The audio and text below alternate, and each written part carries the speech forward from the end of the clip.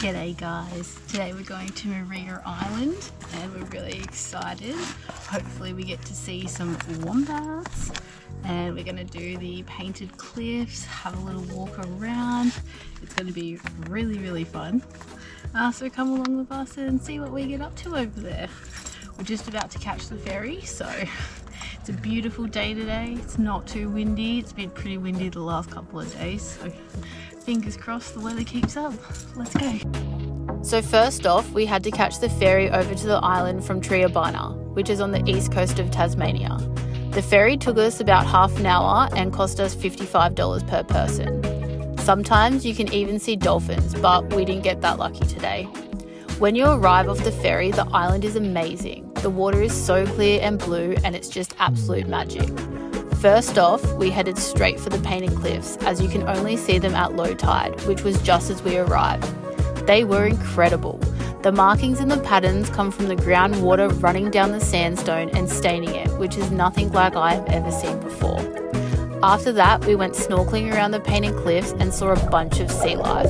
The water was pure bliss.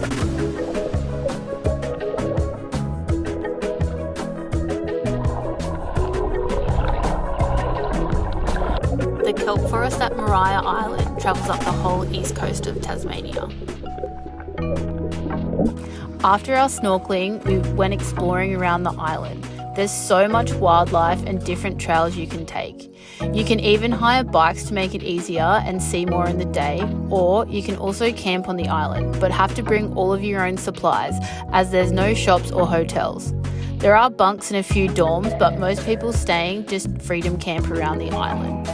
The island is very historical. It's an old convict settlement and there are still ruins and buildings that surround the island. This one was actually the Oast House, which was built in 1844 and was used to dry hops, as it is the essential ingredient in making beers.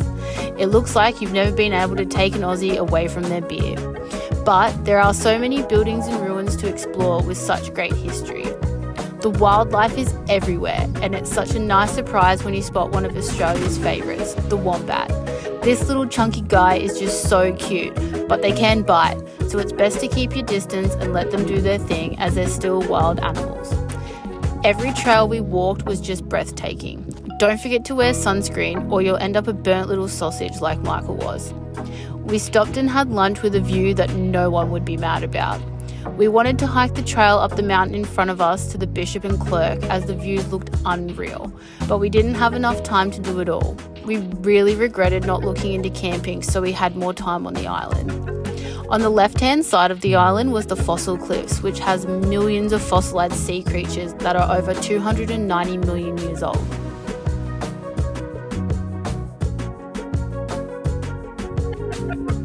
We also found another friendly little wombat wanting to say hello, which we were more than happy to spend some time with.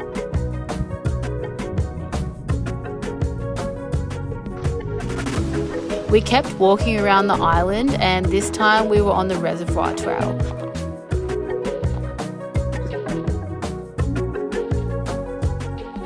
Before we headed back to the bay where the ferry departs from for a quick refreshing swim to cool off after a long day in the sun. Maria Island is truly beautiful and definitely something you want to add to your list if you are travelling around Tasmania. Cheers.